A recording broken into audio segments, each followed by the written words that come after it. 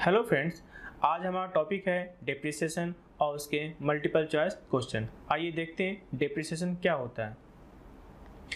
जिस तरह salary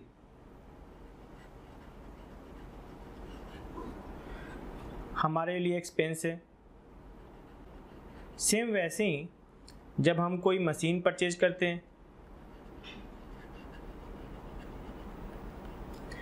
building purchase करते हैं,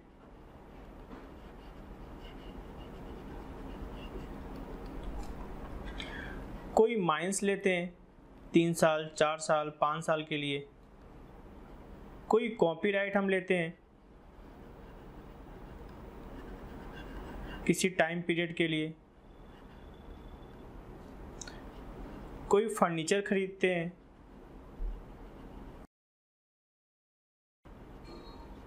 तो ये सभी भी हमारे लिए एक्सपेंस है। ये सभी भी हमारे लिए क्या है? एक्सपेंस है। लेकिन इनका बेनिफिट क्या होता है? कई सालों तक मिलता है। इसलिए हम क्या करते हैं, इसे एक साथ ना दिखा के हम कुछ टाइम पीरियड में दिखाते हैं। कुछ टाइम पीरियड में हम इसे क्या करते हैं? दिखाते हैं। और किस नाम से दिखाते हैं? उसे डेप्रिसिएशन के नाम से दिखाते हैं। तो याद रहेगी बात ना। मैं कुछ बताता हूँ। जैसे आपने कोई मशीन परचेज किया और मशीन की लाइफ कितनी है? 5 ईयर। और मशीन की प्राइस कितनी है? 5 लाख रुपीज़। तो आपको ये तो समझ में आ गया होगा कि 5 साल बाद ये मेरी मशीन क्या हो जाएगी? बेकार हो जाएगी, क्योंकि इस मशीन की लाइफ कितनी है? 5 ईयर। तो हम इसे क्या करेंगे? 5 से डिवाइड करेंगे और हर साल हम 1 लाख रुपीज़ डेप्रिसिएशन दिखाएंगे। ठीक है ना। तो हम बोल सकते हैं डेप्रिसिएशन क्या है? It is a process of right of the value of fix assets. हम इसे क्या बोल सकते हैं? डेप्रिसिएशन क्या है? It is a process. किस चीज़ की प्रोसेस है? Right of the value of fix assets.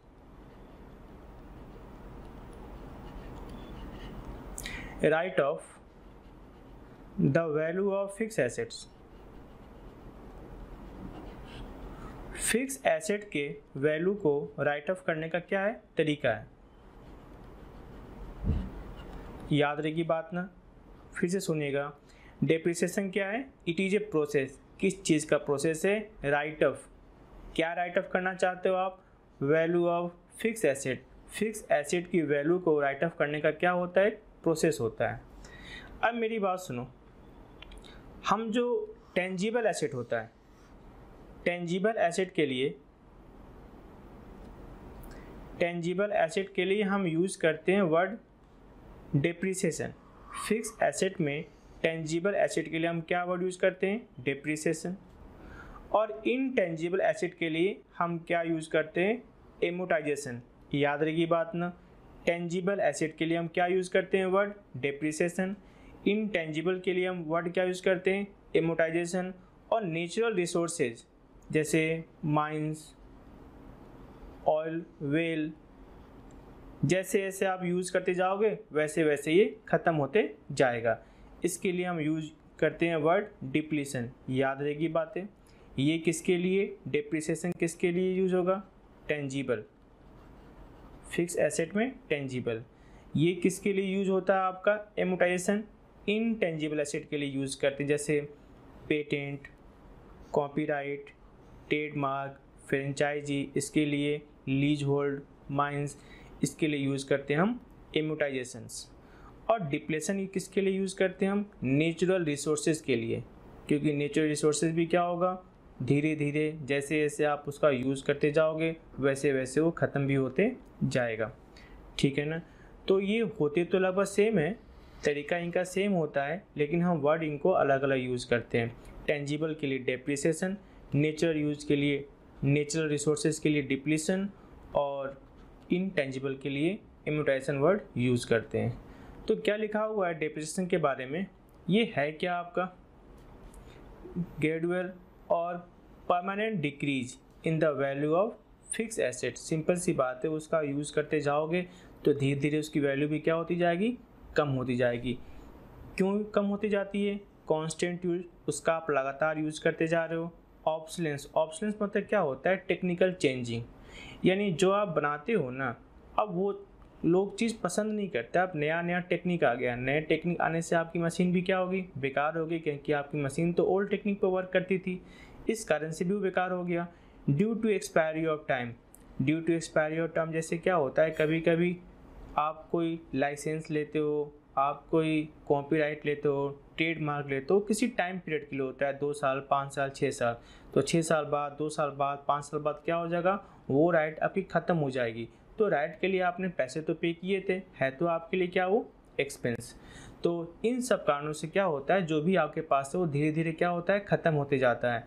तो ख़त्म होने के से इनडायरेक्टली आपके लिए क्या बन गया, एक्सपेंस बन गया, क्योंकि जब आपने परचेज़ किया था तो आपने उसमें पैसे लगाए थे, लेकिन टाइम पीरियड के बाद क्या हो गया, वो चीज़ें बेकार होगी, तो है तो आपके लिए एक्सपेंस, लेकिन चूंकि उसका बेनिफिट क्या होता है, कई सालों तक मिलता है, मैनी ईयर तक मिलता है, बहुत से सालों तक मिलता है, इसीलिए आप उसे क्या करते हो, एक साथ ना दिखा के कुछ टाइम पीरियड में क्या करते हो, दिखाते हो। ठीक है ना, किस नाम से दिखाते हो आप, डेप्रिसिएशन से के नाम से दिखाते हो। तो मैंने एक वर्ड यूज़ किया था, डेप्रिसिएशन क्या है, it is a process of right of the value of fix asset, it is a process of right of the value of fix asset. ठीक है ना, आइए देखते हैं नेक्स्ट। अब बात करते हैं इसके फीचर्स के बारे में, डेप्रिसिएशन का फीचर्स क्या है। तो डेप्रिसिएशन किसकी बात करता है, permanent decline in the value of fix asset, लेकिन याद रखना लैंड पर डेप्रिसिएशन नहीं लगता, याद रहेगी बात ना। तो डेप्रिसिएशन क्या शो करता है कि आपकी जो फिक्स एसेट है उसकी वैल्यू क्या हो रही है, परमानेंटली क्या हो रही है, डिक्लाइन हो रही है, डिक्रीज करते जा रही है, लेकिन याद रखना लैंड पर डेप्रिसिएशन नहीं लगता।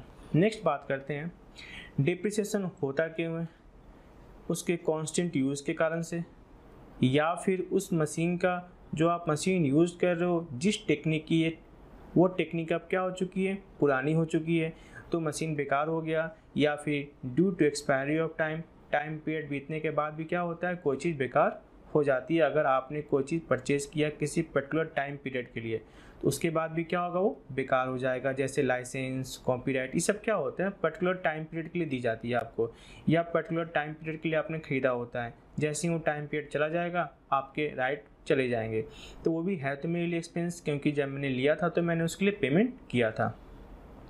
और देखिएगा क्या कहता है, डेप्रिसिएशन क्या है, process of allocation of cost of asset to the respective to the effective span of life, यानी ये क्या है, एक प्रोसेस है। प्रोसेस क्या है, जो फिक्स एसेट की कॉस्ट है, याद है कुछ टाइम पहले मैंने बताया था कॉस्टिंग कितनी थी, 5 लाख रुपीज़, और लाइफ कितनी थी इसकी, 5 ईयर। तो मैंने क्या किया, इसके कॉस्ट को इसके लाइफ के अकॉर्डिंग क्या किया, डिस्ट्रीब्यूट कर दिया, और ये है मेरे लिए कॉस्ट, ये मेरे लिए क्या है, कॉस्ट है, जिस पर हम क्या देंगे, डेप्रिसिएशन दिया जाएगा।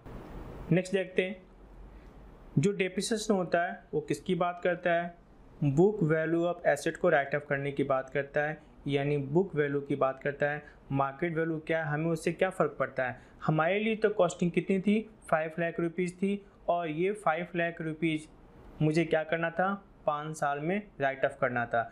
अब इसकी जो मार्केट वैल्यू है उससे क्या हो, हमें उससे कोई फ़र्क नहीं पड़ता। तो याद रखिएगा, डेप्रिसिएशन कौन सी वैल्यू को डिक्रीज़ करता है, बुक वैल्यू को डिक्रीज़ करने की बात होती है।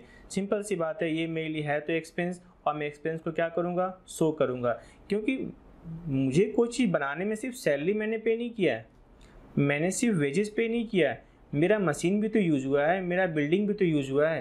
तो सिंपल सी बात है, उसको आप दिखाओगे तभी तो हमारा क्या निकल के आएगा, एक्चुअल कॉस्ट निकल के आएगा। क्लियर है ना, अदरवाइज मेरा एक्चुअल कॉस्ट निकल के नहीं आएगा, और एक्चुअल कॉस्ट निकल के आएगा तभी तो क्या निकलेगा, हमारा एक्चुअल प्रॉफिट निकल के आएगा। समझ में आई बात ना।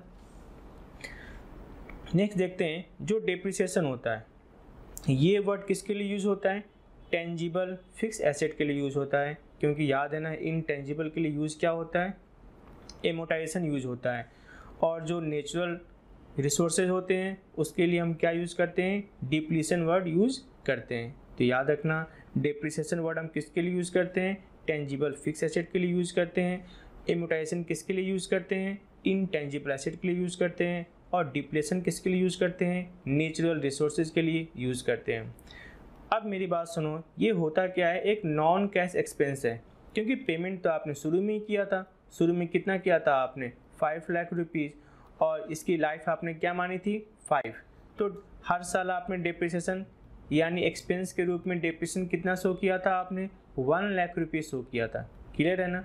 लेकिन मेरी बात सुनना, क्या इसके लिए हर साल आपको कैश पे करना पड़ता है क्या, नहीं, आपको इसके लिए हर साल कैश नहीं पे करना पड़ता।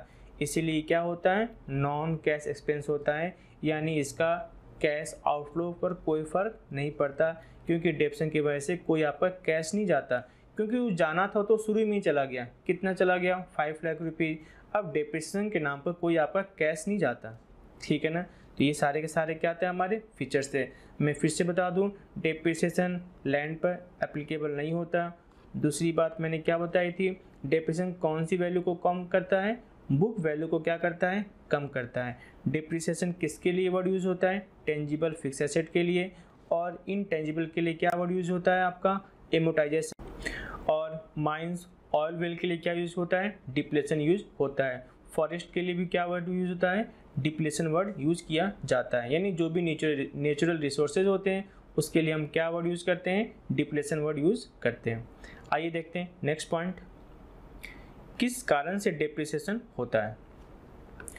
आप किसी भी एसेट का कांस्टेंट यूज़ करोगे तो धीरे धीरे क्या होगा, उस पर उसकी वैल्यू क्या होती जाएगी, कम होती जाएगी, और वो वस्तु क्या होती जाएगी, बेकार होती जाएगी। एक्सपायरी ऑफ टाइम, अगर किसी टाइम पीरियड के लिए आपने कोई चीज़ लिया है तो जैसे ही वो टाइम पीरियड क्या हो जाएगा, एक्सपायर कर जाएगा, तो उस कारण से भी डिप्रेशन दिया जाता है। एक्सपायरी ऑफ लीगल राइट, आप जो लीगल राइट परचेज करते हो, कोई लाइसेंस लेते हो तो लाइसेंस भी पर्टिकुलर टाइम के लिए मिलता है, 1 साल के लिए, 2 साल के लिए, 5 साल के लिए, तो है तो आपके लिए एक्सपेंस, कुछ टाइम बाद वो भी क्या हो जाएगा, एक्सपायर हो जाएगा, तो है तो आपके लिए एक्सपेंस, और एक्सपेंस में क्या किया आपने, किया है, इसलिए क्या होता है, इस कारण से भी डिप्रेशन दिया जाता है।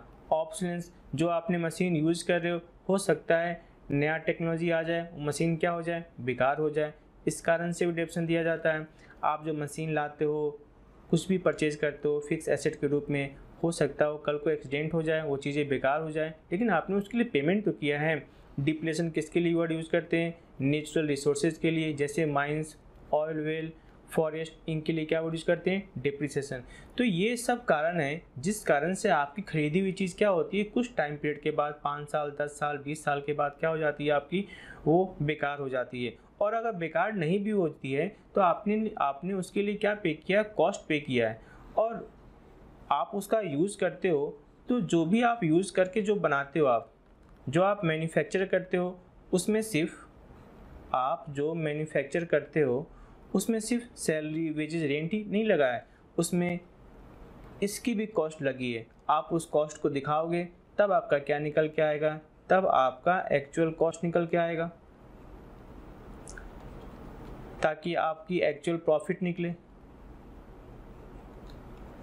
एक्चुअल प्रॉफिट निकलेगी। अदरवाइज ना तो कॉस्ट एक्चुअल आ पाएगा, ना ही प्रॉफिट एक्चुअल आ पाएगी। तो ये सब कारण है जिस कारण से हम क्या करते हैं, डिप्रिसिएशन दिया जाता है। नेक्स्ट बात करते हैं ऑब्जेक्टिव। ऐसा करने से क्या होगा, मेरा प्रॉफिट सही से होगा। अगर प्रॉफिट सही से होगा तो मेरा जो फाइनेंशियल स्टेटमेंट है वो ट्रू एंड फेयर भी प्रेजेंट करेगा। तीसरी बात ये होती है, हमें एक्यूरेट कॉस्ट पता चलेगा, क्योंकि सिर्फ मैंने बार बार कह रहा हूँ ना, सिर्फ मेरे लिए रेंट, सैलरी, वेजेस यही एक्सपेंस नहीं होता, जो मेरा मशीन यूज़ हो रहा है, जो मेरा बिल्डिंग यूज़ हो रहा है, वो भी मेरे लिए क्या होता है, कॉस्ट का पार्ट होता है। अगर आप उस कॉस्ट को शो नहीं करोगे तो आपका एक्यूरेट प्रॉफिट शो नहीं हो पाएगा। तीसरी बात क्या है कि आप डिप्रिसिएशन के नाम से क्या हो सकता है, फंड क्रिएट कर सकते हो, ठीक ना, जिस कारण से, जैसे मान लीजिए आपकी 5 लाख रुपीज़ की मशीन थी और इसकी लाइफ कितनी थी, 5 ईयर, तो हर साल आप डिप्रेशन कितना दे रहे हो, 1 लाख रुपीज़ दे रहे हो, ठीक ना। लेकिन पता है ना, डिप्रेशन में कोई कैश नहीं जाता, तो इतना 1 लाख रुपीज़ हर साल आप प्रॉफिट लॉस से निकाल सकते हो, और ऐसा करने से आपके पास एक फ़ंड क्रिएट हो जाएगा। 5 साल में फिर से आपके पास क्या हो जाएगा, फ़ंड क्रिएट हो जाएगा, जिस कारण से 5 साल बाद क्या होगा, आप न्यू मशीन भी क्या कर सकते हो, परचेज कर सकते हो। तो ये भी एक तरीका है। डेप्रिसिएशन के नाम से आप क्या कर सकते हो, फंड क्रिएट कर सकते हो। क्योंकि डेप्रिसिएशन में कोई कैश तो जाता है नहीं, लेकिन आप इसे पीएल में दिखाओगे तो आप प्रॉफिट का कुछ पार्ट डेप्रिसिएशन के नाम से निकाल सकते हो।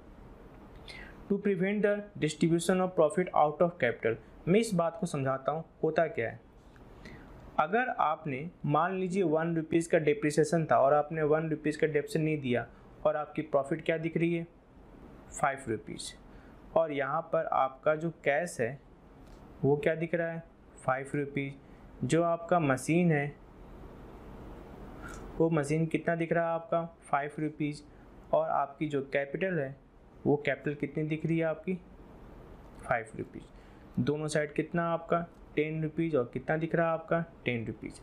अगर आपने मशीन पर डेप्रिसिएशन नहीं दिया, मान लो डेप्रिसिएशन कितना था, 1 रुपीज़ का डेप्रिसिएशन था, अगर आपने डेप्रिसिएशन नहीं दिया तो आपकी प्रॉफिट क्या दिख रही है, 5 रुपीज़ दिख रही है, और मशीन क्या दिख रहा है आपका, 5 रुपीज़ दिख रहा है।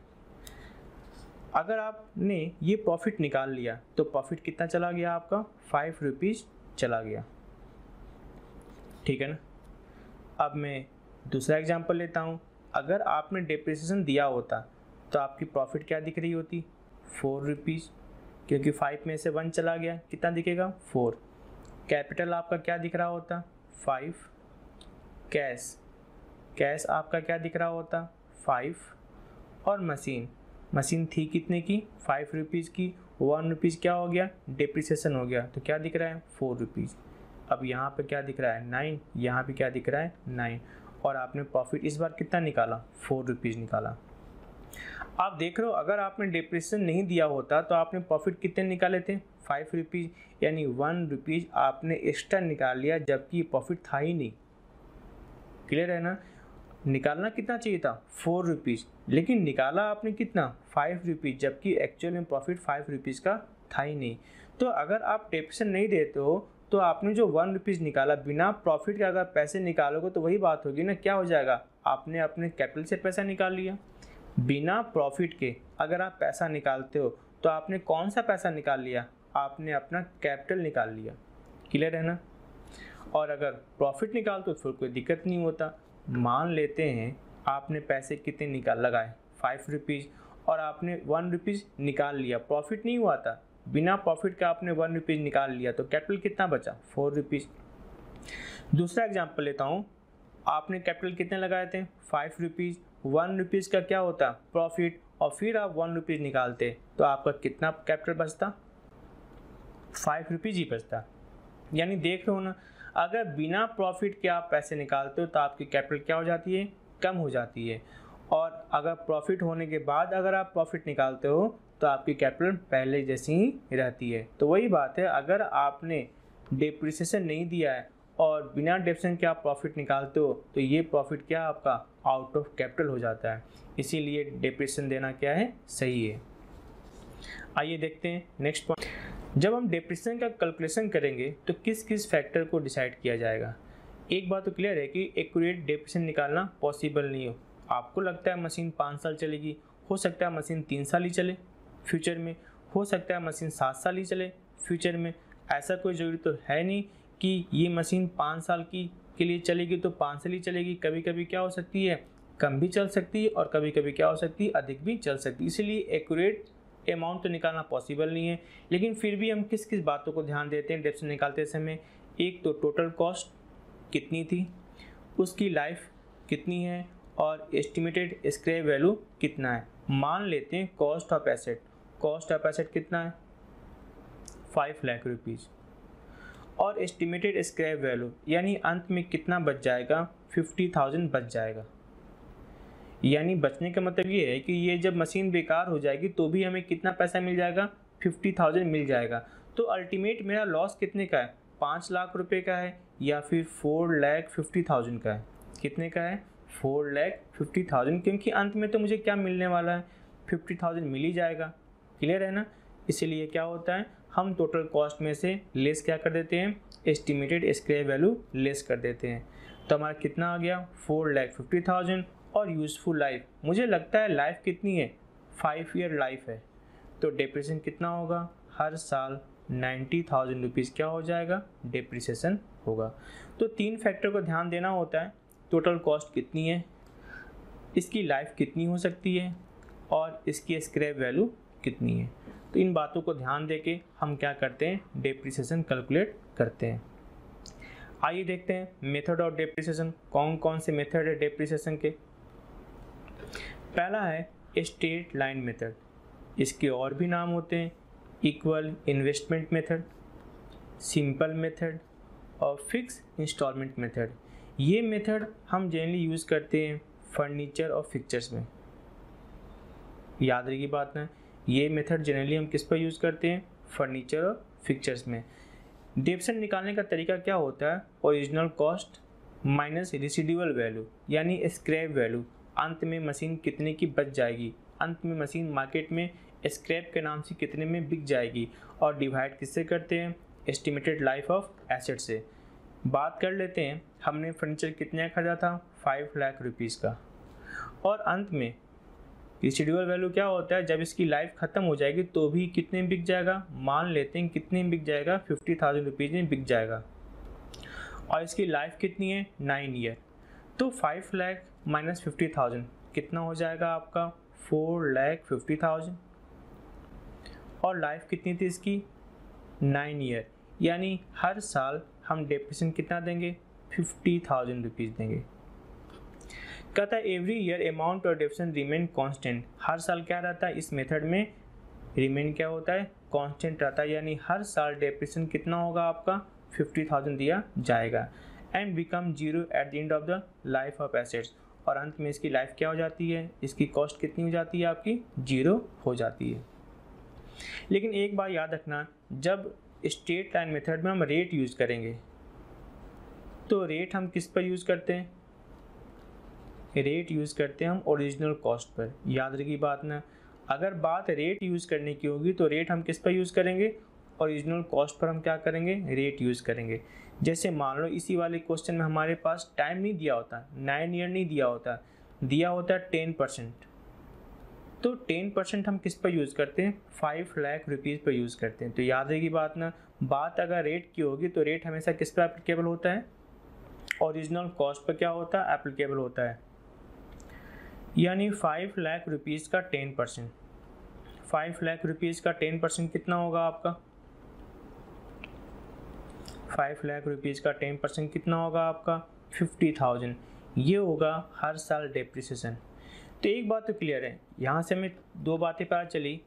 एक बात तो ये है कि स्ट्रेट लाइन मेथड में हर साल डेप्रिसिएशन क्या होता है, सेम होता है, कांस्टेंट होता है, और दूसरी बात क्या होती है, अंत में वैल्यू क्या हो जाती है, 0। दूसरी बात मैंने बताया, अगर रेट एप्लीकेबल हो तो रेट हमेशा किस पर लागू होता है, ओरिजिनल कॉस्ट पर, यानी 5 लाख पर, 4,50,000 पर नहीं, किस पर लागू होगा, 5 लाख पर लागू किया जाएगा। नेक्स्ट बात करते हैं अपने next method, diminishing balance method. Diminishing balance method, written down value, नाम से लग रहा है जो वैल्यू घट के आएगी डेप्रिसिएशन उस पर लगाया जाएगा। मैं एग्जांपल लेता हूँ, मैंने कोई चीज़ परचेज़ की है 5 लाख रुपीज़ की, और रेट ऑफ डेप्रिसिएशन कितना आपका, 10%। तो फर्स्ट ईयर 5 लाख का 10% कितना होगा, 50,000। अब आपके पास एसेट कितने की बच गई, 4,50,000। नेक्स्ट ईयर डेप्रिसिएशन किस पर होगा, 4,50,000 का 10%, यानी कितना हो जाएगा आपका, 45,000। अब आपके पास कितना बच गया, आपके पास 4,05,000। यानी एक बात तो आपको समझ में आ गई होगी कि रिटन डाउन वैल्यू मेथड या फिर डिमिनिशिंग बैलेंस मेथड में क्या होता है, जो वैल्यू घट के आती है, पहले कितने थी, 5 लाख रुपीज़ की, नेक्स्ट ईयर कितनी होगी, 4,50,000 की, और नेक्स्ट ईयर कितनी होगी, 4,05,000 की। तो जो वैल्यू घट के आती है उस पर डेप्रिसिएशन दिया जाता है। तो सिंपल सी बात है, डेप्रिसिएशन का अमाउंट भी क्या होगा, कम होते जाएगा। पहले कितना था, 50,000, नेक्स्ट ईयर कितना हो गया, 45,000, और फिर से नेक्स्ट ईयर कितना हो जाएगा, 40,500। यानी रेट तो फिक्स होता है, लेकिन डेप्रिसिएशन का अमाउंट क्या होता है, हर साल कम होते जाता है। अब बात ये होती है कि इस तरह की डेप्रिसिएशन कौन से एसेट पर दी जाएगी। तो याद रखना, आपको लगता है कि जिस एसेट पर रिपेयरिंग कॉस्ट इंक्रीज होते जाएगा। जनरली ऐसा किस पर होता है? मशीनों के साथ होता है। मशीन जितनी पुरानी होती जाती है उस पर रिपेयरिंग क्या होती है? उतनी ही बढ़ती जाती है। तो जो रेट है, रेट तो क्या होता है? हर साल फिक्स होता है, लेकिन जो अमाउंट होती है वो अमाउंट क्या होती है? शुरू में तो हाई होता है और सब्सिक्वेंटली क्या होता है? लो होते चला जाता है। जैसे देख रहे हो ना, पहले क्या था आपका 50,000, बाद में कितना हो गया आपका 45,000, बाद में कितना हो गया 40,500। ठीक है, तो ये तो था हमारा रिटन डाउन वैल्यू मेथड। और ये मेथड कब यूज़ करते हैं? आपको लगता है कि इस एसेट पर फ्यूचर में डेप्सन क्या रिपेयर क्या होने वाला है? रिपेयरिंग कॉस्ट बढ़ने वाली है। तो ऐसे एसेट पर हम कौन से मेथड यूज़ करते हैं? डिमिनिशिंग बैलेंस मेथड यूज़ करते हैं। आइए देखते हैं नेक्स्ट, एन्युटी मेथड। कभी कभी हम ये सोचते हैं जैसे मेरे पास 5 लाख रुपीज़ था और इस 5 लाख को से मुझे ब्याज कितना मिल रहा था? हर साल 8%। तो 5 लाख रुपीज़ का 8% कितना होगा? 40,000। अब कुछ लोग ये सोचते हैं कि अगर मैंने ये 5 लाख रुपीज़ का कोई मशीन खरीदा, अगर हमने 5 लाख रुपीज़ की कोई मशीन खरीदी तो मेरा कॉस्ट सिर्फ 5 लाख ही नहीं जा रहा है, जो मुझे प्रॉफिट मिलने वाला था वो भी तो अब नहीं मिलेगा, क्योंकि मैंने ये पैसा कहाँ लगा दिया? मशीन में लगा दिया। तो कुछ लोग ये सोचते हैं एक तो मेरा ये पैसा गया और दूसरा ये मेरा इंटरेस्ट भी जा रहा है। तो कुछ लोग इन दोनों को कॉस्ट मानते हैं। कुछ लोग क्या होता है? इन दोनों को कॉस्ट मानते हैं। क्लियर है ना? फिर से मेरी बात सुनना। मैंने 5 लाख रुपीज़ अगर मैं बैंक में जमा करता तो मुझे क्या मिलता है? 8% इंटरेस्ट, यानी कितना मिलता? 40,000। मैंने 5 लाख रुपीज़ का मशीन खरीदा तो लोग तो यही सोचते हैं इन्वेस्टमेंट कितना हुआ? 5 लाख रुपीज़ हुआ। लेकिन कुछ लोग ये सोचते हैं नहीं 5 लाख ही कैसे हुआ? जो मुझे इससे मिलने वाला था इंटरेस्ट वो भी तो अब नहीं मिलेगा। इनडायरेक्टली मेरा ये भी पैसा क्या हो गया? चला गया। तो अब कितना हो गया? 40,000। मेरी कॉस्ट 5 लाख नहीं पड़ी, कितनी पड़ी? 5,40,000 पड़ी। तो इस तरह का जो सोचते हैं वो मेथड कौन यूज़ करते हैं? वो मेथड यूज़ करते हैं एन्युटी मेथड। इसमें क्या होता है? कॉस्ट के साथ साथ इंटरेस्ट भी हम कैलकुलेट करते हैं। लिखा हुआ ना, depreciation is calculated from annuity table. Annuity table में दिया होता है कि आपका अमाउंट और इंटरेस्ट कैसे कैसे कैलकुलेट किया जाता है। चूँकि हमको फॉर्मूला नहीं पूछेगा एग्जाम में, तो interest on amount investment is lost by the investor when they purchase the asset. Investor क्या सोचते हैं कि अगर मैंने कोई एसेट परचेज किया तो इनडायरेक्टली मेरा इंटरेस्ट क्या हो रहा है? लॉस हो रहा है। तो ऐसे केस में क्या होता है? हम मेथड कौन सी यूज़ करते हैं? एन्युटी मेथड यूज़ करते हैं। अक्सर ये चीज़ यूज़ कहाँ होता है? लीज होल्ड में यूज़ होता है। हम लीज होल्ड क्यों बोलते हैं? क्योंकि लीज होल्ड हम पर्टिकुलर किसी टाइम पीरियड के लेते हैं, 20 साल के लिए, 30 साल के लिए कोई हम लैंड लीज पर लेते हैं। लेकिन 20 साल बाद, 30 साल बाद वो लैंड हमारा नहीं होता।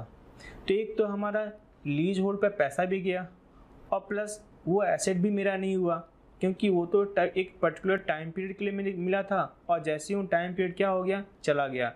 तो एसेट भी क्या होता है? चला जाता है। तो मेरा पैसा भी गया और उस पैसे का जो मुझे इंटरेस्ट मिलता वो भी क्या हो गया? चला गया। तो जब भी बात एन्युटी की मेथड की बात होगी, समझ जाना हमें किसकी बात करनी है। लीज होल्ड की जब भी बात होगी तो हम कौन से मेथड की बात करेंगे? एन्युटी मेथड की बात करेंगे। ये सबसे बेस्ट ऑप्शन होता है लीज होल्ड में। कौन सा मेथड? Annuity method. आइए देखते हैं नेक्स्ट मेथड।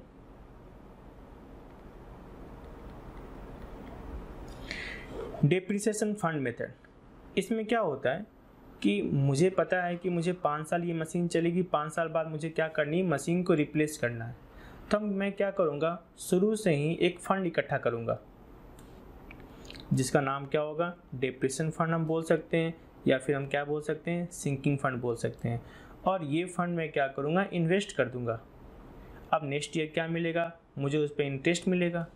नेक्स्ट ईयर वो इंटरेस्ट और फिर से वो डेप्रिसिएशन का अमाउंट, जिसे हम किस नाम से बोल रहे हैं? डेप्रिसिएशन फंड के नाम से बोल रहे हैं। मैं फिर से उसे क्या करूँगा? इन्वेस्ट कर दूँगा। नेक्स्ट ईयर क्या होगा? फिर से मुझे क्या मिलेगा? इंटरेस्ट और फिर से डेप्रिसिएशन के बराबर का डेप्रिसिएशन फंड। ये मैं दोनों फिर से क्या करूँगा? इन्वेस्ट करूँगा। अंत में मैं क्या करूँगा? इस इन्वेस्टमेंट को बेचूँगा और जो पैसा आएगा उससे मैं नया एसेट क्या करूँगा, रिप्लेस कर दूंगा। आइए मैं एंट्री समझाता हूँ क्या क्या एंट्री होती है। सबसे पहले आप क्या दोगे, डेप्रिसिएशन दोगे। एंट्री क्या होती है आपकी, ऐसे केस में डेप्रिसिएशन आपके लिए एक्सपेंस है, एक्सपेंस क्या होता है, डीआर। वैसे नॉर्मल केस में क्या होता है, टू एसेट, लेकिन इसमें क्या होगा, टू डेप्रिसिएशन फंड होगा, यानी एसेट की बुक वैल्यू जो पहले थी वही आज भी रहेगी। अंत में क्या होगा, ये डेप्रिसिएशन ट्रांसफर कहाँ होगा, पीएल में। डेप्रिसिएशन है क्या, डीआर, ट्रांसफर कैसे होगा, सीआर से। एंट्री क्या हो जाएगी, profit and loss account to depreciation, और मैं इस फंड के बराबर क्या करूँगा, इन्वेस्ट कर दूंगा। एंट्री क्या हो जाएगी, depreciation fund investment account DR to bank. अब नेक्स्ट ईयर की बात करेंगे। नेक्स्ट ईयर मुझे क्या मिलेगा, इंटरेस्ट मिलेगा। एंट्री क्या हो जाएगी, bank account DR to interest on depreciation fund investment. Interest मिली, इनकम है, इनकम क्या होता है, सीआर, और क्या आएगा, बैंक, जो आता है वो क्या होता है, ठीक है ना। अब क्या होगा, ये जो इंटरेस्ट है, ये इंटरेस्ट किसकी वजह से था, डेप्रिसिएशन फंड की वजह से था, तो अंत में ये ट्रांसफर भी कहाँ हो जाएगा, डेप्रिसिएशन फंड में ट्रांसफर हो जाएगा। ये है क्या, सीआर, सीआर ट्रांसफर कैसे होगा, डीआर से, और ट्रांसफर कहाँ होगा, डेप्रिसिएशन फंड में ट्रांसफर होगा। मैंने कहा था ना क्यों ट्रांसफर होगा, क्योंकि ये पैसा किसका था, इन्वेस्टमेंट किसका था, फंड का था, तो इंटरेस्ट भी किसको मिलेगा, फंड को मिलेगा।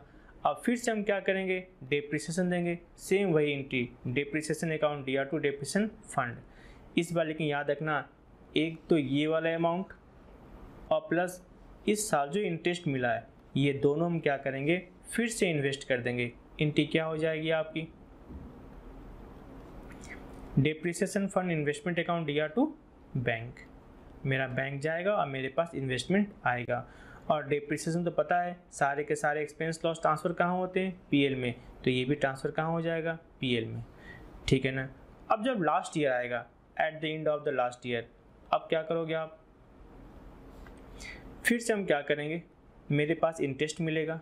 अब ये इंटरेस्ट किसका था, सिंकिंग फंड का था, डेप्रिसिएशन फंड का था, तो ये ट्रांसफर भी कहाँ हो जाएगा, डेप्रिसिएशन फंड में ट्रांसफर हो जाएगा। ये है क्या, सीआर, सीआर ट्रांसफर कैसे होगा, डीआर से, और ट्रांसफर कहाँ करना है, डेप्रिसिएशन फंड में ट्रांसफर करना है। फिर से आप क्या दोगे, डेप्रिसिएशन दोगे। एंट्री क्या हो जाएगी, depreciation account DR to depreciation fund. लेकिन इस बार हम इस इंटरेस्ट को, इस फंड को इन्वेस्ट नहीं करेंगे, इस बार हम क्या करेंगे, अपने इन्वेस्टमेंट को बेचेंगे। एंट्री क्या हो जाएगी, हमारे पास बैंक आएगा, जो आता हो क्या होता है, डीआर, और इन्वेस्टमेंट क्या हो गया, चला गया। अब या तो हमें प्रॉफिट होगा या हमें क्या होगा, लॉस होगा। प्रॉफिट, ये पैसा था किसका, फंड का था, तो चाहे प्रॉफिट हो चाहे लॉस हो, दोनों किसका होगा, आपका डेप्रिसिएशन फंड का होगा।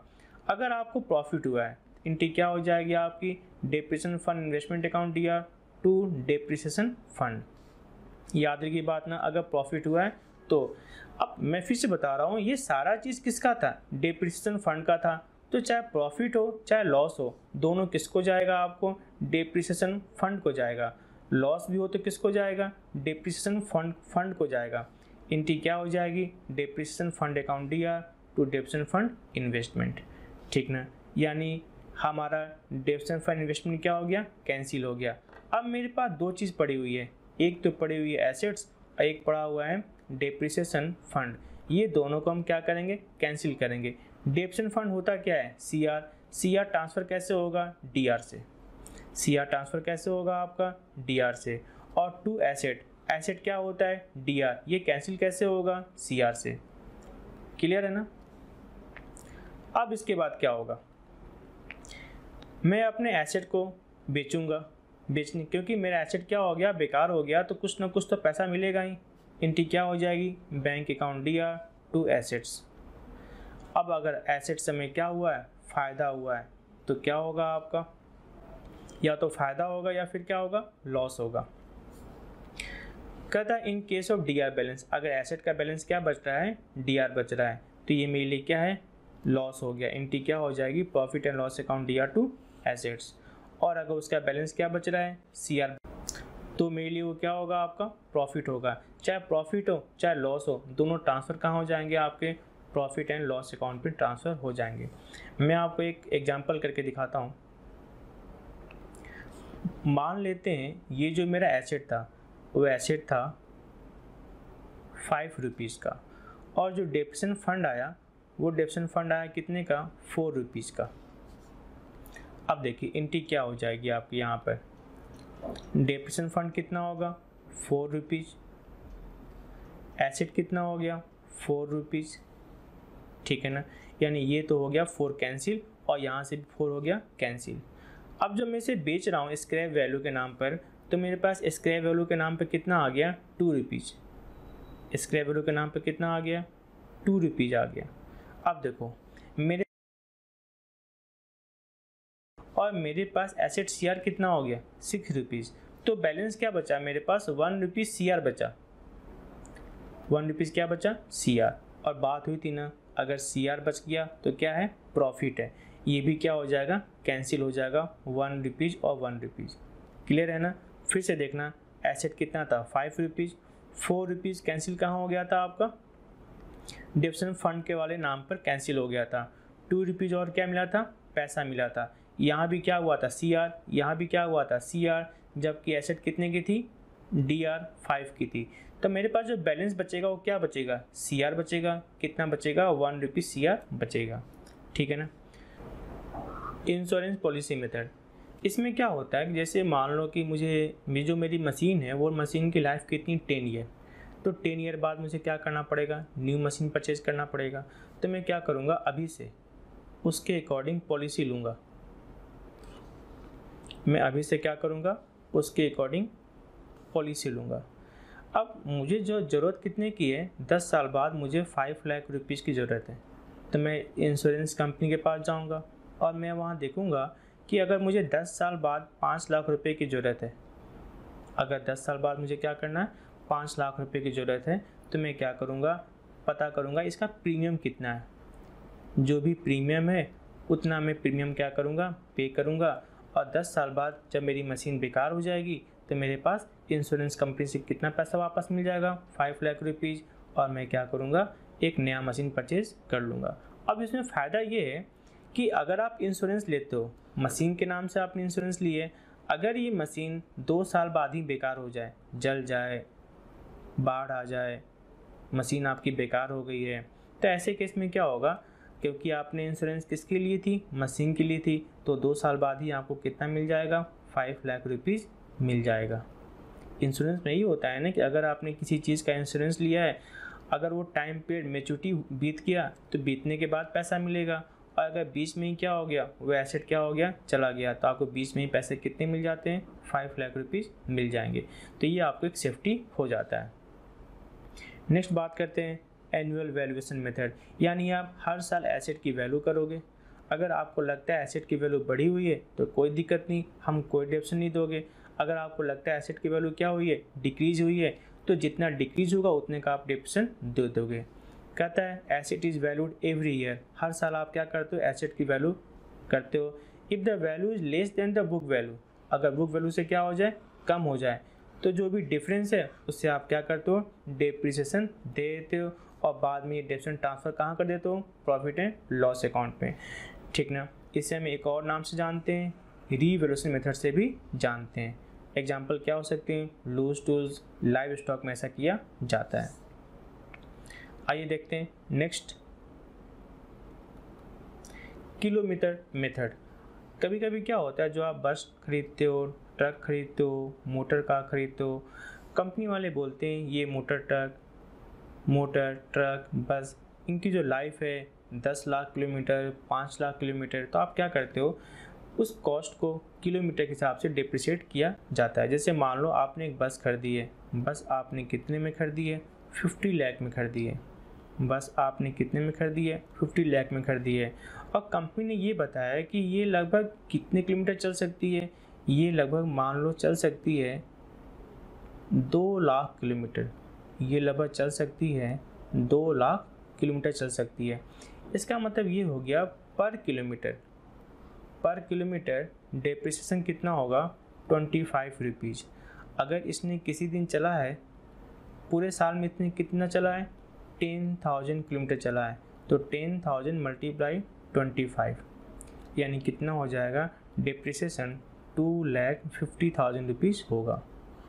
नेक्स्ट ईयर मान लो ये बस चली है 1 लाख किलोमीटर, तो नेक्स्ट ईयर डेप्रिसिएशन कितना होगा, 1 लाख मल्टीप्लाई 25 यानी 25 लाख रुपीज़।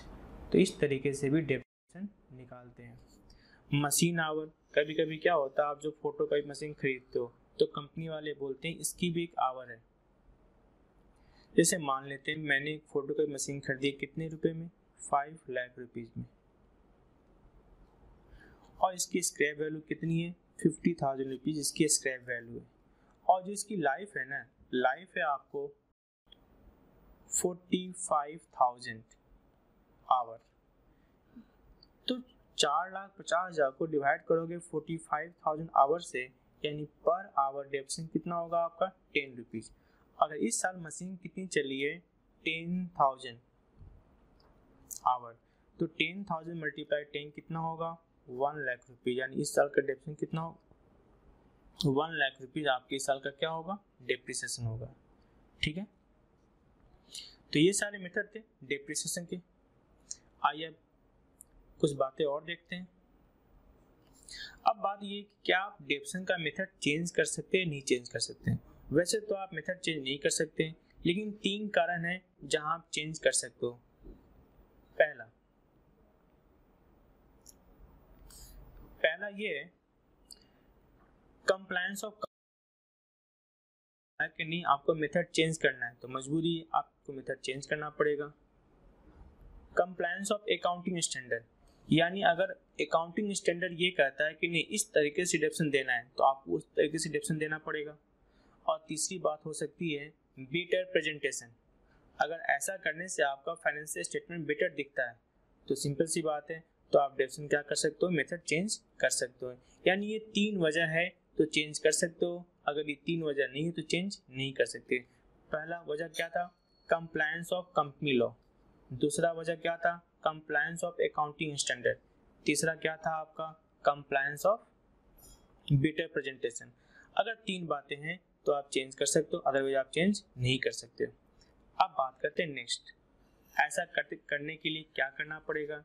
तो याद रखना, जिस टाइम से मशीन आपने यूज करना शुरू किया था उस टाइम से न्यू मेथड से आप फिर से डेप्रिसिएशन करोगे। जिस टाइम से आपने मशीन, जैसे मान लो आज से 5 साल पहले आपने मशीन खरीदी थी कितने की, 5 लाख रुपीज की, और 5 साल अभी तक डेप्रिसिएशन कितना हो चुका है, 1 लाख रुपीज डेप्रिसिएशन आप दे चुके हो। लेकिन आप न्यू मेथड यूज करना चाहते हो तो आपको 5 साल पहले से आपको क्या करना पड़ेगा, 5 साल पहले से यानी स्टार्टिंग से फिर से आपको न्यू मेथड से डेप्रिसिएशन कैलकुलेट करना पड़ेगा।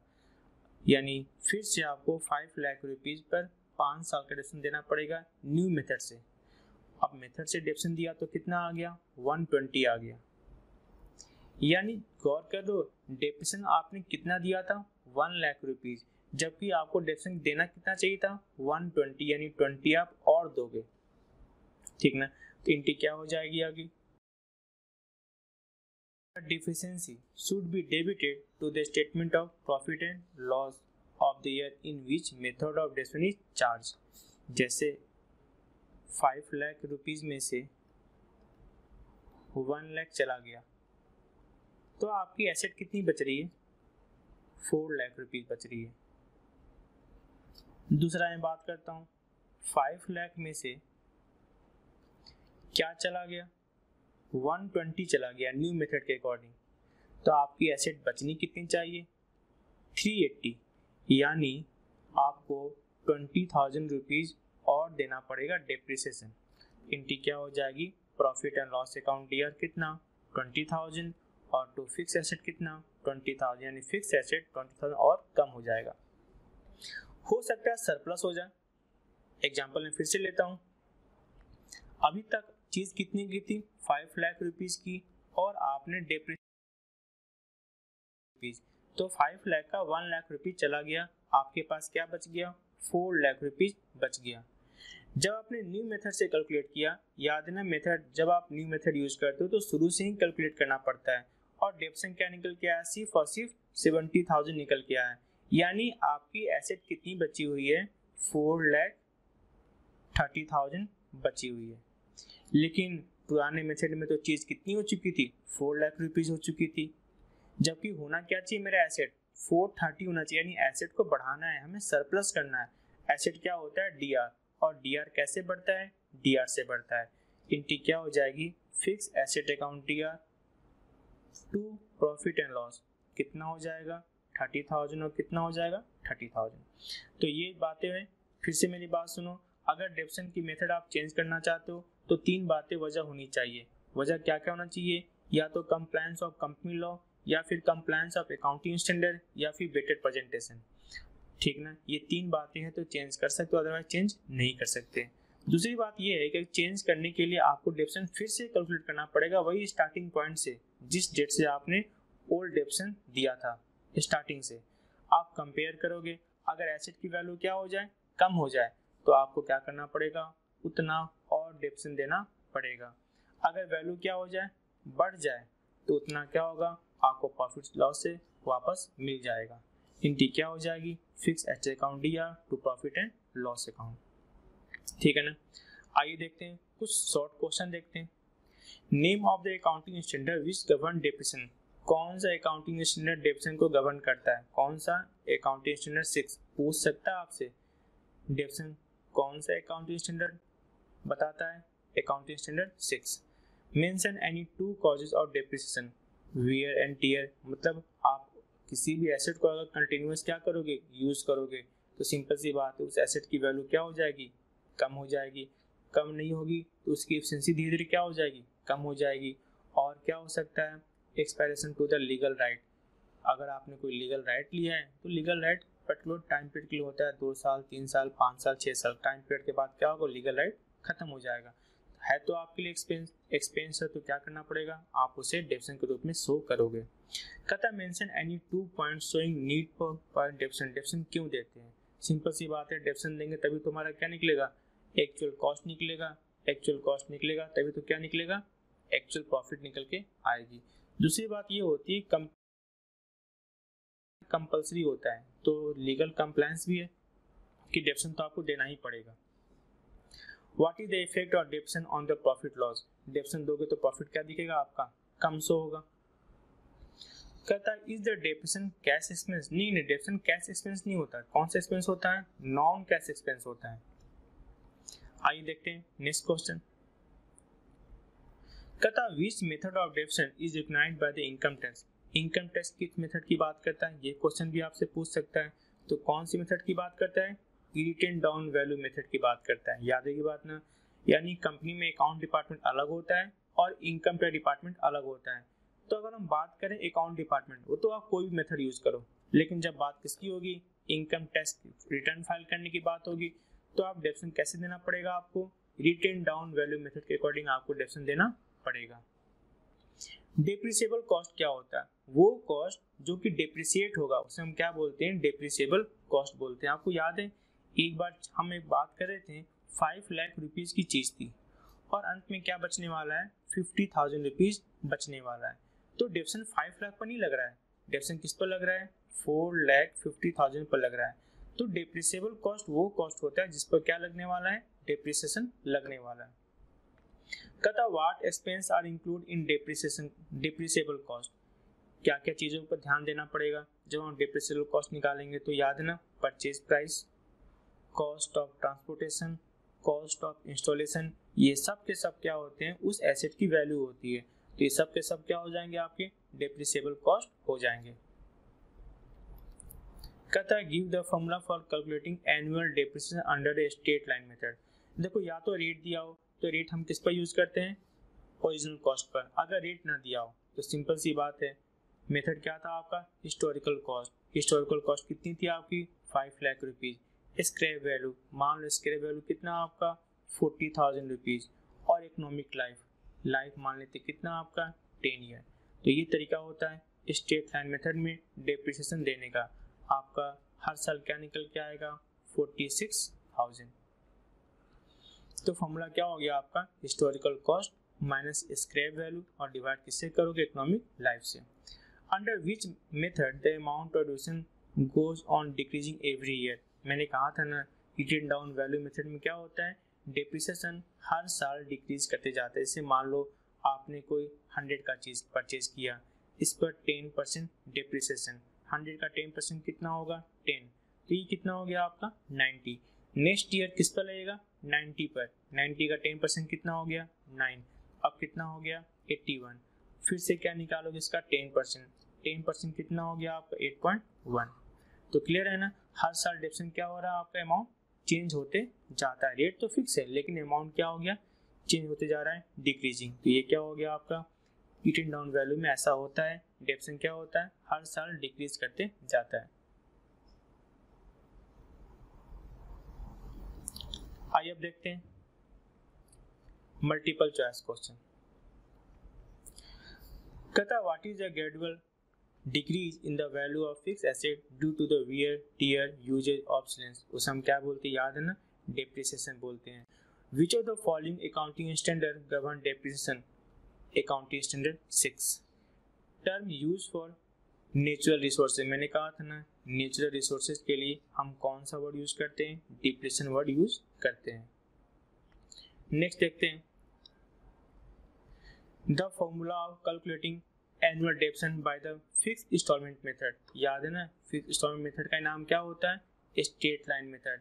इस केस में डेप्रिसिएशन कैसे निकालते हैं, तो क्या बात हुई थी कॉस्ट ऑफ एसेट कितना था 5 लाख रुपीज, लेस क्या करते हो रेसिडुअल वैल्यू और डिवाइड किससे करते हो एस्टिमेटेड लाइफ ऑफ एसेट से। तो ये आंसर क्या होगा आपका बी। ये machine was purchase for rupees कितना 4000, it was estimated that it work for 3 साल है, at the end of the इस लाइफ इस रेसिडुअल वैल्यू कितनी हो जाएगी 32 हो जाएगी। Find out the rate of depreciation if the rate is calculated at the diminishing balance method. तो आप रेट को यूज कर सकते हो, आप यहाँ पर ऑप्शन को यूज कर सकते हो। मेरी बात सुनो,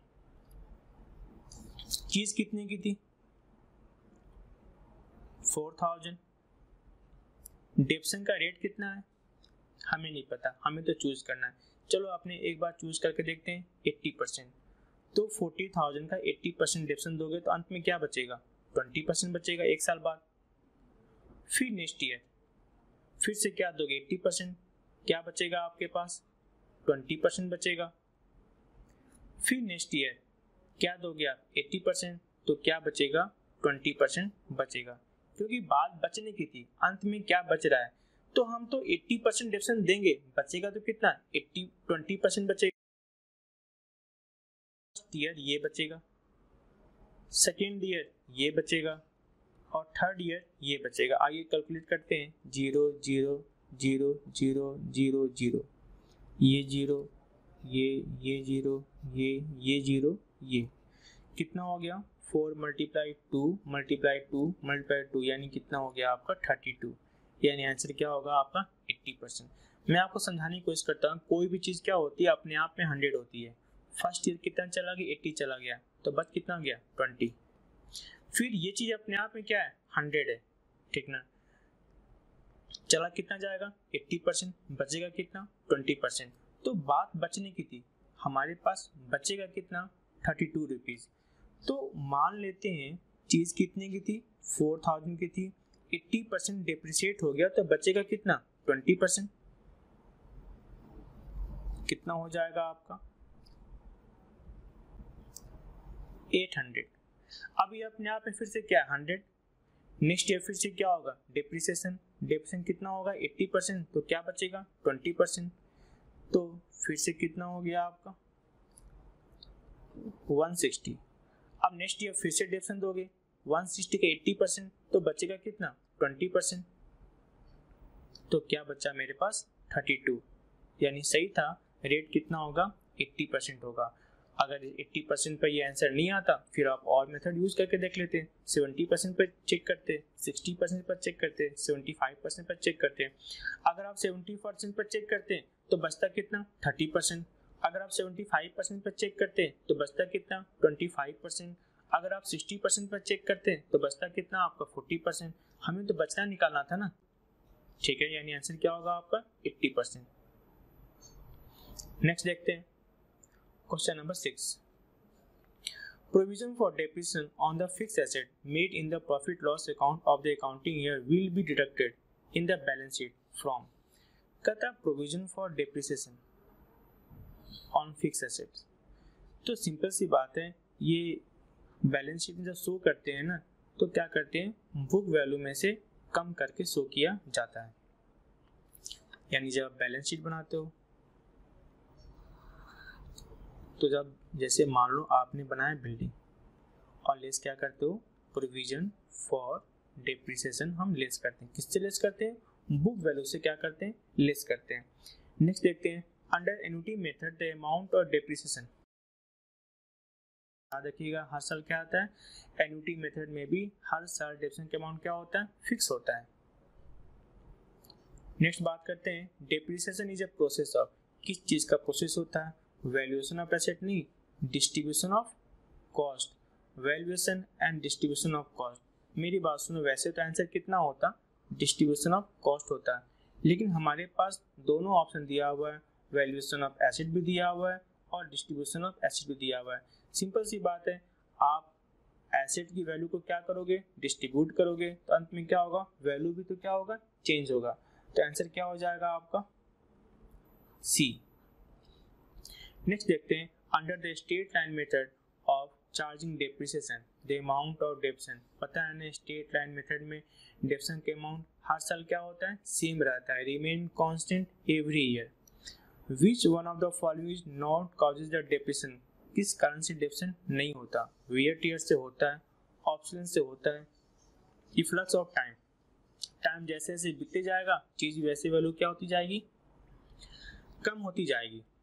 इन्फ्लेशन नहीं, इन्फ्लेशन का डेप्रिसिएशन पर कोई फर्क नहीं पड़ता। उसने पूछा था किस कारण से नहीं, तो आंसर क्या होगा आपका, इन्फ्लेशन। आइए देखते हैं नेक्स्ट क्वेश्चन नंबर 11 देखिएगा, depreciation does not arise in the value of this asset. याद ना, गुडविल के लिए हम क्या यूज करते हैं, इम्यूटेशन वर्ड यूज करते हैं, डेप्रिसिएशन वर्ड यूज नहीं करते हैं। The cost of machine, machine की कॉस्ट कितनी है, 55,000 और इसकी रेसिडुअल वैल्यू कितनी है, 5,000। According to the straight line method the annual depreciation at the rate कितना, 10%। मैंने कहा था कि अगर रेट दिया हो तो किस पर एप्लीकेबल होता है, ओरिजिनल कॉस्ट पर एप्लीकेबल होता है, हमें रेसिडुअल वैल्यू से कोई मतलब नहीं होती। तो 55,000 का 10% कितना होगा, 55,000 का 10% कितना होगा आपका, 5500। नेक्स्ट देखते हैं, for providing depreciation on lease hold property. ये आपको याद है ना, लीज होल्ड प्रॉपर्टी के लिए मैंने एक तरीका बताया था, कौन सा तरीका होता है, एन्युटी मेथड होता है। The appropriate method of depreciation, तो सिंपल सी बात है, लीज होल्ड प्रॉपर्टी आपने क्या हुआ, पर्टिकुलर कुछ टाइम के लिए है, जैसे जैसे क्या होगा, टाइम बीतता जाएगा आपकी लीज क्या होती जाएगी, खत्म होते जाएगी। अंत में जैसे ही आपका पूरा टाइम, जैसे आपने लीज पे कितना लिया है, 20 साल के लिए, तो 20 साल बाद क्या हो जाएगा, आपकी लीज प्रॉपर्टी खत्म हो जाएगी, आपकी राइट क्या हो जाएगी, खत्म हो जाएगी। आपने लीज पे कितने पे किया है, आपने लीज के लिए 10 लाख रुपीज पे किया, कितना पे किया आपने, 10 लाख रुपीज पे किया है। लाइफ कितनी है इसकी, 20, यानी हर साल डेप्रिसिएशन कितना दे दोगे आप, 50,000 रुपीज दे दोगे। तो मेरे पास वो वाला मेथड दिया हुआ नहीं, एन्युटी मेथड, तो दूसरा बेस्ट अल्टरनेटिव क्या होगा आपका, फिक्स इंस्टॉलमेंट मेथड। अदरवाइज जब भी बात किसकी होती, लीज होल्ड की बात होती, हम मेथड कौन सी यूज करते हैं, एन्युटी की बात करते हैं। लेकिन फिलहाल एन्युटी मेथड यहाँ पर नहीं दिया हुआ है, तो दूसरा ऑप्शन क्या होगा आपका। आइए देखते हैं next question, which method of depreciation is most suitable in the case of mineral. जब भी बात मिनरल्स की होती है, हम वहाँ पर मेथड कौन सी यूज करते हैं, अपने याद है ना, डिप्रेशन की मेथड की बात में यूज करते हैं, ठीक है ना।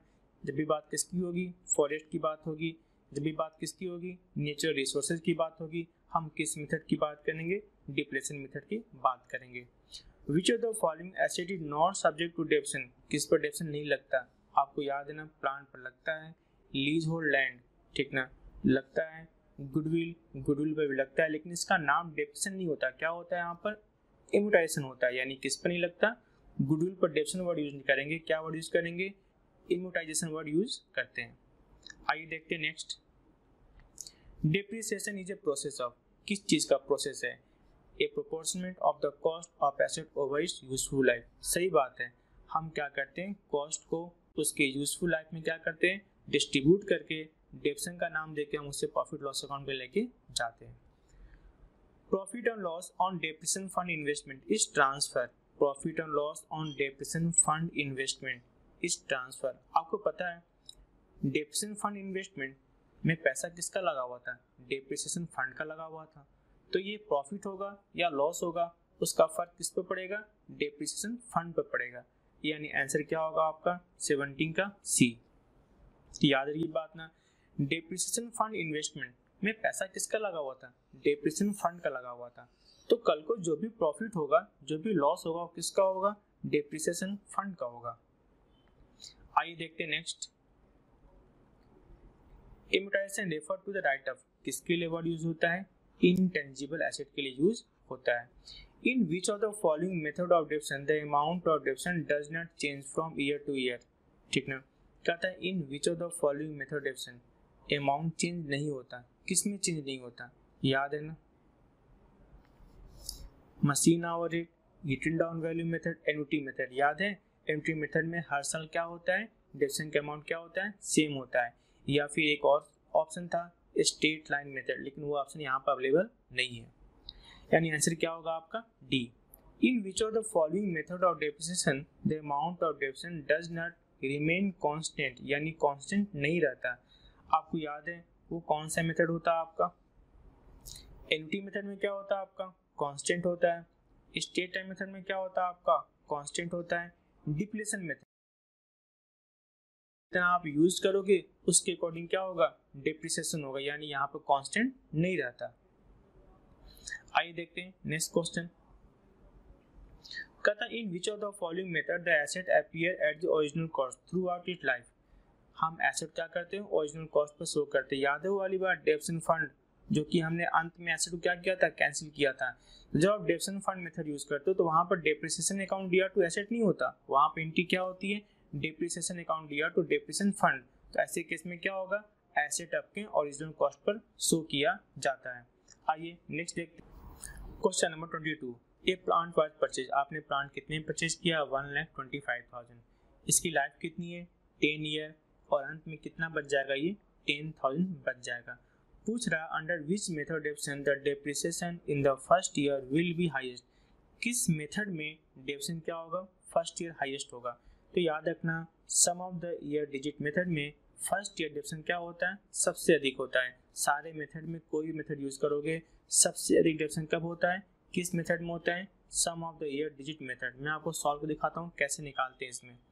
लाइफ कितनी 10 ईयर है ना, 1 + 2 + 3 + 4 + 5 6 7 8 9 10 जितने साल होते हैं उन साल पर आप निकाल दो, कितना आ गया 55। अब रिवर्स लिखोगे आप 1 2 3 4 5 6 7 8 9 10। अब जिस साल का निकालना है फर्स्ट ईयर का मल्टीप्लाई किससे करोगे, 10 से। निकालना सेकेंड ईयर मल्टीप्लाई किससे करोगे, 9 से। निकालना 3 है मल्टीप्लाई किससे करोगे, 8 से। निकालना फोर्थ ईयर का है मल्टीप्लाई किससे करोगे, 7 से। मैं करके दिखाता हूँ। चीज कितने की थी, 1,25,000। स्क्रैप वैल्यू कितना बच जाएगा, 10। एंड नुकसान होने वाला है 1,15,000। अब इसको डिवाइड करोगे 55 से। अब जिस ईयर का निकालना है उससे क्या करोगे, मल्टीप्लाई करोगे। निकालना फर्स्ट ईयर का है मल्टीप्लाई करोगे 10 से। निकालना सेकेंड ईयर का है मल्टीप्लाई किससे करोगे, 9 से। मल्टीप्लाई निकालना किसका है, थर्ड ईयर का, मल्टीप्लाई किससे करोगे, 8 से। फिर अगर हमें निकालना है फर्स्ट ईयर का तो मैं मल्टीप्लाई किससे करूंगा, 10 से मैं मल्टीप्लाई करूंगा। ठीक है ना। तो याद रखना सबसे अधिक डेप्रिसिएशन फर्स्ट ईयर किस मेथड में होता है, sum of the year digit method में होता है। आइए देखते हैं next question. Depreciation accounting is a process of, किस चीज का प्रोसेस है, एलोकेशन ऑफ कॉस्ट। याद रखिए बात ना, वैल्यूएशन ऑफ एसेट नहीं, किस चीज की प्रोसेस है, याद है ना, right of the value of fix asset, यानी कॉस्ट को एलोकेट करने का तरीका होता है आपका डेप्रिसिएशन। नेक्स्ट देखते हैं डेप्रिसिएशन ऑन मशीन अमाउंटिंग कितना आपका 25,000 appear in the trial balance will be show.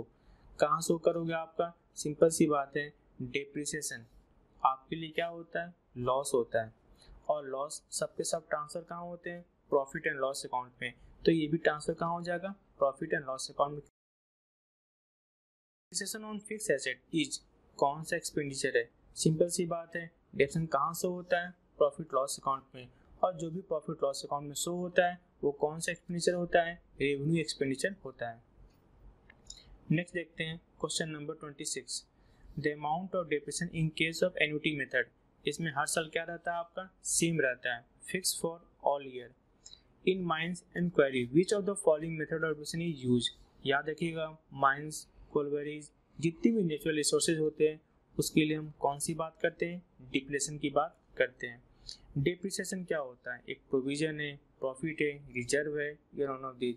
Simple सी बात है, डेप्रिसिएशन क्या होता है आपके लिए? एक तरह से प्रोविजन होता है, क्योंकि बनता किसके अगेंस्ट है? पीएल के अगेंस्ट बनता है। नेक्स्ट बात करते हैं, depreciation is not charge on. Depreciation किस पर चार्ज नहीं होता? लैंड पर चार्ज नहीं होता।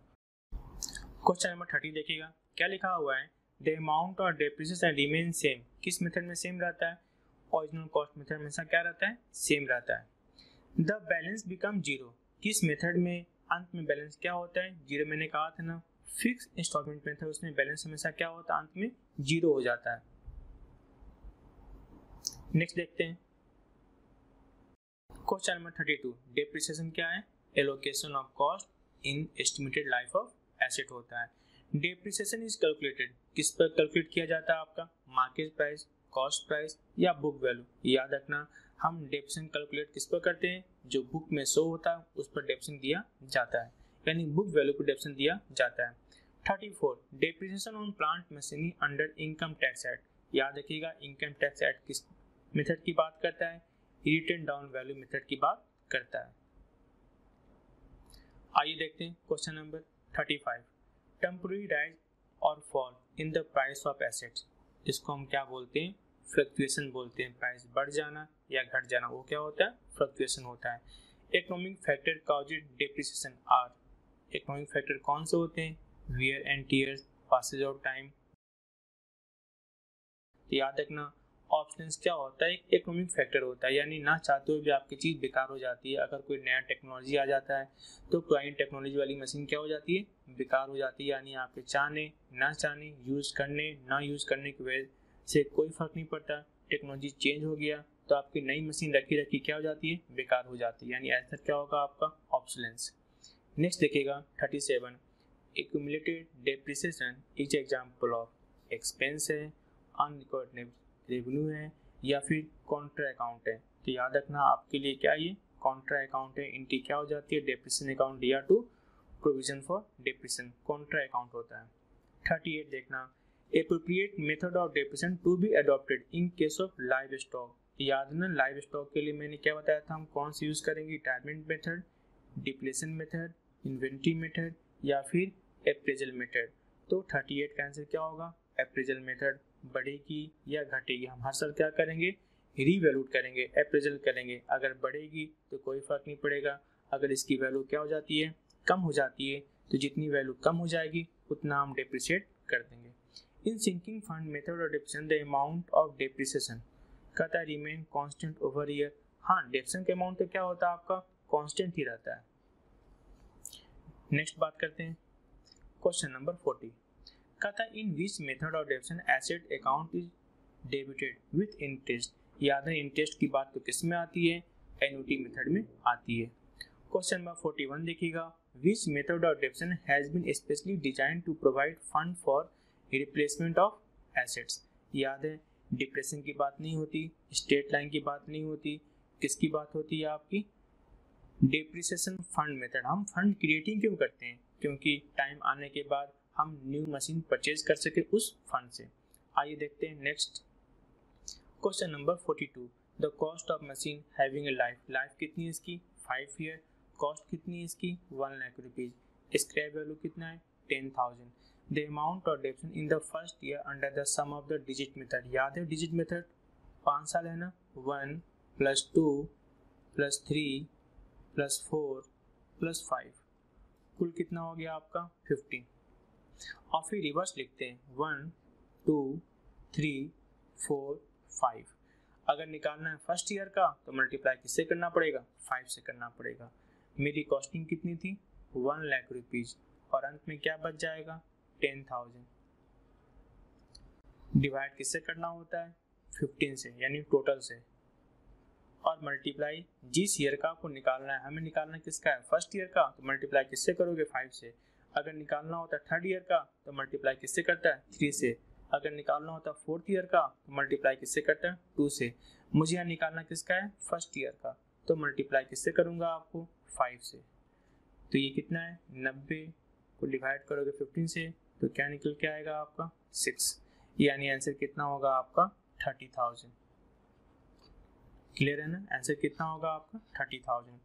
कहता है इन सिंकिंग फंड मेथड और डेबिशन which of the following account is debited providing depreciation. ठीक ना, इनकी क्या हो जाएगी आपकी ऐसे केस में डेप्रिसिएशन तो अंत में ट्रांसफर कहाँ हो जाता है, चाहे कोई भी मेथड हो ट्रांसफर कहाँ होगा आपका प्रॉफिट एंड लॉस अकाउंट। याद है इनकी क्या होती है प्रॉफिट एंड लॉस अकाउंट दिया टू डेप्रिसिएशन। आंसर क्या होगा आपका बी। नेक्स्ट देखते हैं accumulated depreciation account is show in the final account. Accumulated depreciation कहाँ शो करोगे, दो तरीके होते हैं, या तो बैलेंस शीट में क्या करते हो आप जो एसेट होता है उसे लेस करके दिखाते हो, तो ये ऑप्शन भी हो सकता है। लेकिन दूसरा तरीका क्या होता है, इसको हम कहाँ दिखाते हैं बैलेंस शीट में लायबिलिटी साइड। अगर दोनों ऑप्शन दिया हो तो सबसे बेस्ट कौन सा ऑप्शन होगा, ये होता है, क्योंकि इनकी क्या होती है डेप्रिसिएशन अकाउंट दिया टू प्रोविजन फॉर डेप्रिसिएशन, और ये होता क्या है सीआर, और सीआर कहाँ दिखाओगे बैलेंस शीट में लायबिलिटी साइड। इसलिए आंसर सबसे बेस्ट ऑप्शन क्या होगा on the liability side of the balance sheet. Lease property generally depreciated by, सबसे बेस्ट ऑप्शन कौन सा होता है 45 का ए, लीज होल्ड प्रॉपर्टी के लिए क्या आंसर होगा आपका एन्युटी मेथड होगा। Under the straight line method of charging depreciation is calculate, हम किस पर कैलकुलेट करते हैं, अगर रेट होगा तो किस पर ओरिजिनल कॉस्ट पर, अगर रेट नहीं होता तो हम किस पर करते हैं original cost minus scrap value. ठीक है ना, आंसर क्या होगा 46 का सी। क्वेश्चन नंबर 47 देखिएगा the amount of depreciation charge will be debited to, जब आप क्या करते हो डेप्रिसिएशन चार्ज करते हो तो इनकी क्या हो जाती है आपकी डेप्रिसिएशन अकाउंट दिया टू एसेट्स। डेप्रिसिएशन अकाउंट दिया टू एसेट्स, तो आप किसको डेबिट करते हो डेप्रिसिएशन अकाउंट को डेबिट करते हो। आंसर क्या होगा आपका डी।